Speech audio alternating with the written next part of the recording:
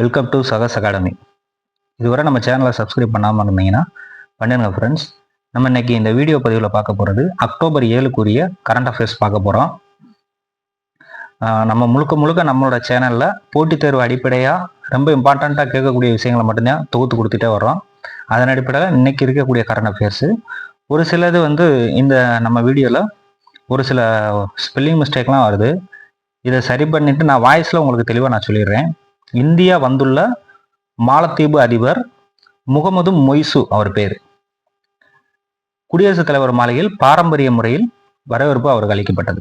இவர் எதற்காக வந்திருக்காரு, அவர் வந்ததோட நோக்கம் என்ன, வந்ததுனால என்ன ரியாக்ட் ஆயிருக்கு அப்படின்றத நம்ம தெரிஞ்சுக்கிறோம். அப்போ அது நமக்கு மறக்காது.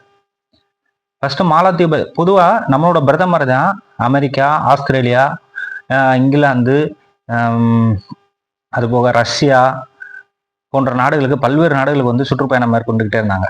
ஆனால் இப்போ நம்ம செய்தியில் மாலத்தீவு அதிபர் ஒருத்தர் நம்ம இந்தியாவுக்கு வருகை தர்றது இது ஃபர்ஸ்ட் டைம். இந்த இப்போ கரண்ட்ல இவரோட பேர் முகமது மொய்சு அப்படின்னு சொல்லுவாங்க.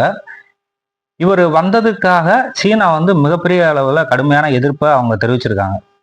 அந்த எதிர்ப்பை மீறி நாங்கள் இந்தியா மாலத்தீவு இடையே நல்லுறவு இருக்குன்றத வெளிப்படுத்துறதுக்காண்டி தான் என்னோட பயணம் அமையுது. அதனால கண்டிப்பான முறையில் நான் இந்தியாவுக்கு போய் பேச்சுவார்த்தைகள்லாம் நடத்து அப்படின்னு சொல்லிட்டு தான் அவர் அந்த அதிபர் வந்திருக்காங்க. காந்தியடிகள் நினைவகத்துக்கு போனதுக்காக அவருக்கு காந்தியடிகள் சிலை பரிசாக வழங்கப்பட்டது.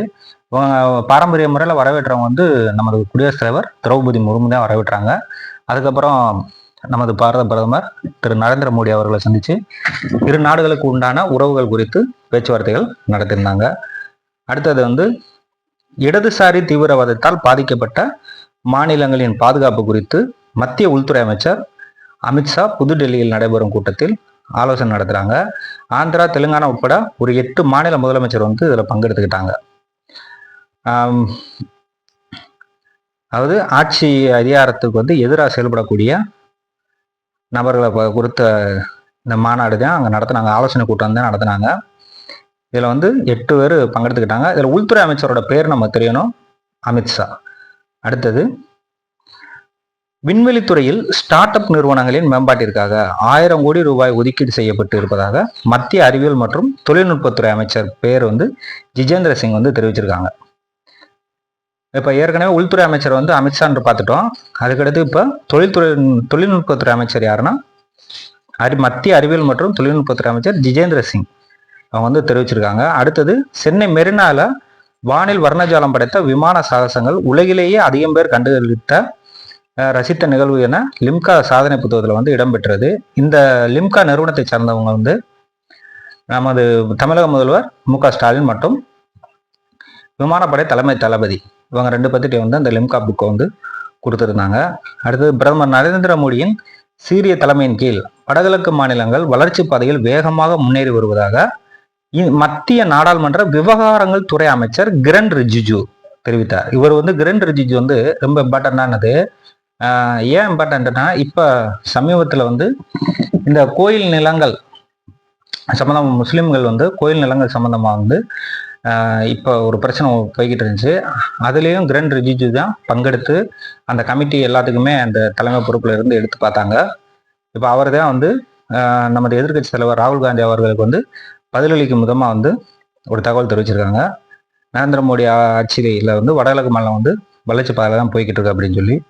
அவரோட பேர் கிரண் ரிஜிஜு. அடுத்தது உலக நாடுகளின் வளர்ச்சிக்கு இந்தியா ஆற்றி வரும் பங்களிப்பிற்கு பெரும் வரவேற்பு கிடைத்திருக்கு அப்படின்னு சொல்லிட்டு நமது வெளியுறவுத்துறை அமைச்சர்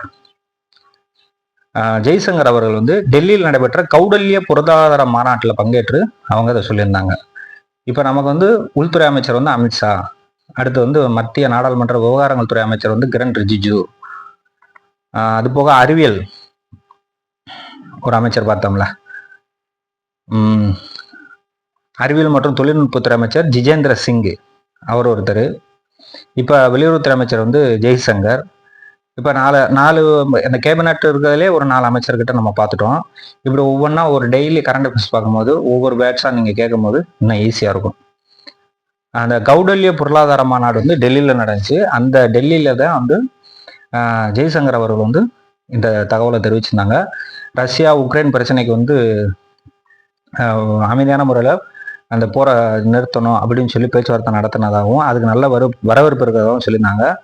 அதுபோக 3 தடவை வந்து ஃபோன் பண்ணியும் 2 நாட்டு தலைவர்கள்ட்டையும் மோடி அவர்கள் பேசினாங்கன்றதையும் ஜெய்சங்கர் அவர்கள் வந்து தெரிவிச்சிருக்காங்க. அடுத்தது, விமானப்படையின் தலைமை தளபதி ஏர்சீப் மார்ஷல் அமர்பிரீத் சிங் 92வது விமானப்படை தினத்தை ஒட்டி முதல்வர் மற்றும் துணை முதல்வர் அவர்களை வந்து அரசு முறைப்படி வரவேற்றாங்க. அவரோட இப்போ இந்த விமானப்படை தலைமை தளபதியோட பேர் வந்து ரொம்ப இம்பார்ட்டண்ட்டு. ஏன்னா இது வரைக்கும் நம்ம தமிழ்நாட்டில் வந்து இது 2வது முறையாக நடக்குது. ரொம்ப நீண்ட இடைவெளிக்கு அப்புறம் நடக்குது. இந்த சாகச நிகழ்ச்சி வந்து லிம்கா புக்லையும் சாதனை புத்தகத்தில் வந்து இடம்பெற்றிருந்ததுனால இந்த கேள்வி வந்து வர்றதுக்கு மிக அதிகப்படியான வாய்ப்பு இருக்குது. அதனால் விமானப்படையின் தலைமை தளபதி யாருன்றதை கண்டிப்பாக தெரிஞ்சுக்கிறணும். தலைமை தளபதி ஏர்சீப் மார்ஷல் அமர்பிரீத் சிங். இது வந்து எத்தனாவது விமானப்படை தினம் அப்படின்னா 92வது விமானப்படை தினம். பாராசூட்ல இருந்து கீழே, அதாவது அந்த நம்ம தேசிய கொடியோட வர்ணங்களோட இறங்கக்கூடிய அந்த குழுவுக்கு பேர் என்னன்னா ஆகாஷ் கங்கா அப்படின்றத தெரிஞ்சுக்கோங்க. ஆகாஷ் கங்கா. பாராசூட்ல இருந்து இந்திய கொடி இருக்கும். அந்த கொடியோட வர்ணத்திலே வந்து அந்த பாராசூட் வந்து வடிவமைக்கப்பட்டிருக்கும். அந்த குதிக்கிறவங்க பேரு, அந்த குழுவோட பேரு ஆகாஷ் கங்கா. அதுக்கடுத்து இப்போ நவராத்திரியை முன்னிட்டு குஜராத் பாரம்பரிய நடனம் கார்பா வந்து அங்கே வந்து குஜராத்தில் வந்து ஆடியிருக்காங்க. அந்த இதில் நம்ம தெரிஞ்சுக்கிற வேண்டிய இம்பார்ட்டன்ட் வந்து குஜராத்தோட பாரம்பரிய நடனம் கார்பா அப்படின்றத தெரிஞ்சுக்கோங்க. அடுத்தது, லெபனான் தலைநகர் பெய்ரூட். லெபனான் இப்போ இஸ்ரேல் பிரச்சனை பெரிய அளவில் போய்கிட்டு இருக்கு. அதனால இந்த நகரங்களோட தலைநகர், அந்த அதிபர், இவங்கெல்லாம் ஓரளவு ஒவ்வொரு நாள் ஒவ்வொரு வீடியோ பார்க்கும் போதும் அவங்கள பற்றி ஒரு சின்ன சின்ன விஷயமா தெரிஞ்சுக்கிட்டோம்னா அந்த ஒரு கொஸ்டின் வரும்போது நமக்கு ரொம்ப யூஸ்ஃபுல்லாக இருக்கும். லெபனானோட தலைநகர் பெய்ரூட். அடுத்தது, இஸ்ரேல் பிரதமர் பேரு பெஞ்சமின் நெதன்யாகு. இஸ்ரேல் பிரதமரோட பேரு பெஞ்சமின் நெதன்யாகு. அடுத்தது, சர்வதேச ஒட்டக விழா எங்கு கொண்டாடப்படுகிறதுனா ராஜஸ்தான்ல தான் கொண்டாடப்படுது. ராஜஸ்தானோட கேபிட்டல் வந்து ஜெய்ப்பூர். ராஜஸ்தானோட முதல்வர் யாருன்னா பஜன்லால் சர்மா. பஜன்லால் சர்மா. இந்தியாவிலேயே பரப்பளவுல மிகப்பெரிய மாநிலம் ராஜஸ்தான். தேசிய பெண் குழந்தைகள் தினம் எப்போது கொண்டாடப்படுகிறது? இது ஒரு கொஸ்டின். இது ஜனவரி 24 தான் தேசிய பெண்கள் தினம் கொண்டாடப்படுகிறது. அடுத்தது, சர்வதேச மகளிர் தினம் கொண்டாடப்படும் நாள் மார்ச் 8 வந்து சர்வதேச மகளிர் தினம் கொண்டாடுறாங்க. இந்தியா எந்த நாட்டுடன் கடற்படை பயிற்சி அயுதயா நடத்தியது? அப்படின்னா தாய்லாந்தோட கூட்டணி சேர்ந்து தான் இந்த அயுதயா அப்படின்ற கடற்படை பயிற்சி நடந்துச்சு. தாய்லாந்து தயா அப்படின்னு சொல்றாங்க, அயுதயா. அடுத்தது, தாய்லாந்தோட தலைநகர் வந்து பேங்காங். ஓகே ஃப்ரெண்ட்ஸ், இன்னைக்கு கரண்ட் அஃபேர்ஸ் இதோட முடியுது. மேலும் இது போகல வீடியோக்களுக்கு நம்ம சேனலை தொடர்ந்து பார்த்துக்கிட்டே இருங்க. இது வரைக்கும் சப்ஸ்கிரைப் பண்ணலாட்டி சப்ஸ்கிரைப் பண்ணுங்கள். உங்கள் ஃப்ரெண்ட்ஸுக்கும் ஷேர் பண்ணுங்கள் கண்டிப்பாக. Thank you friends. நம்ம அடுத்த வீடியோவில் இதே மாதிரி ஒரு தொகுப்போடு சந்திக்கலாம். தேங்க்யூ.